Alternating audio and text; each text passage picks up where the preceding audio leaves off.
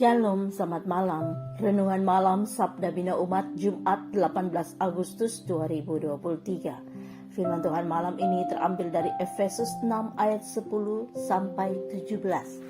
Demikian firman Tuhan. Akhirnya hendaklah kamu kuat di dalam Tuhan, di dalam kekuatan kuasa-Nya.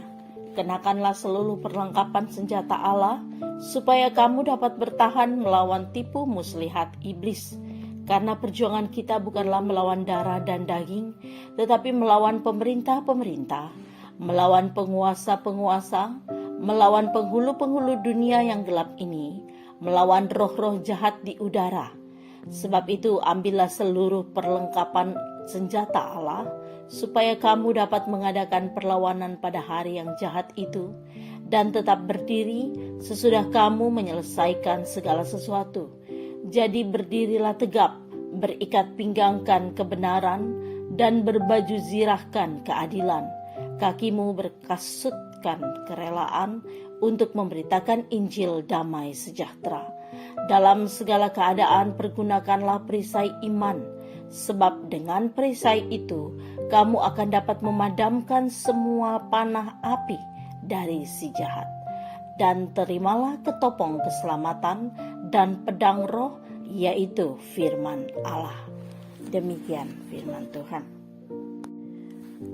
Renungan malam ini bertema kuat karena kuasa Tuhan. Selain memutuskan tentang Undang-Undang Dasar, PPKI kemudian memilih Soekarno sebagai presiden dan Muhammad Hatta sebagai wakil presiden.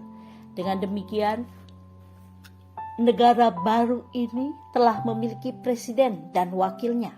Sesudah itu baru dibentuk Komite Nasional Indonesia Pusat.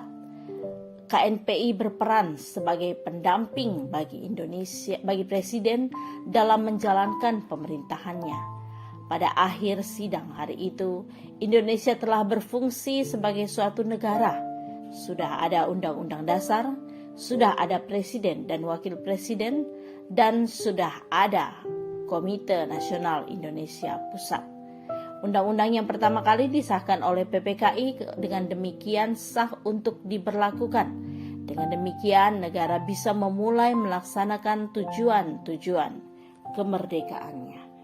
Di penghujung surat yang dikirim bagi gereja-gereja, Paulus mengingatkan warga gereja untuk melakukan tugas dan panggilannya dengan berbagai perlengkapan rohani. Yang pertama adalah kuat di dalam Tuhan, di dalam kekuatan kuasa-Nya.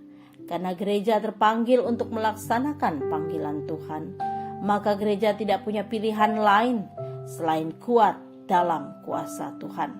Dialah sumber kekuatan gereja karena Dia yang mendirikan gereja lewat karya Roh Kudus. Itu sebabnya kepada Dia sajalah gereja dan warganya perlu bersandar dalam melaksanakan panggilannya.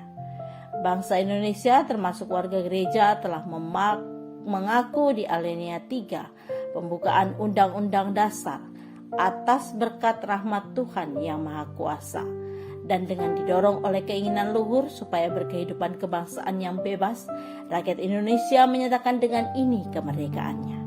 Karena itu ketika warga bangsa termasuk warga gereja yang hidup dalam negara ini hendak berpartisipasi dalam mencapai cita-cita kemerdekaan, maka perlengkapan rohaninya tidak bisa lain dari kuat di dalam Tuhan, di dalam kuasa-Nya. Ia saja sumber kekuatan gereja dan warganya. Doa malam ini, ya Tuhan, ajar kami bergantung pada kuasa-Mu dalam turut membangun bangsa ini. Amin. Demikian renungan malam ini. Selamat beristirahat. Tuhan Yesus memberkati.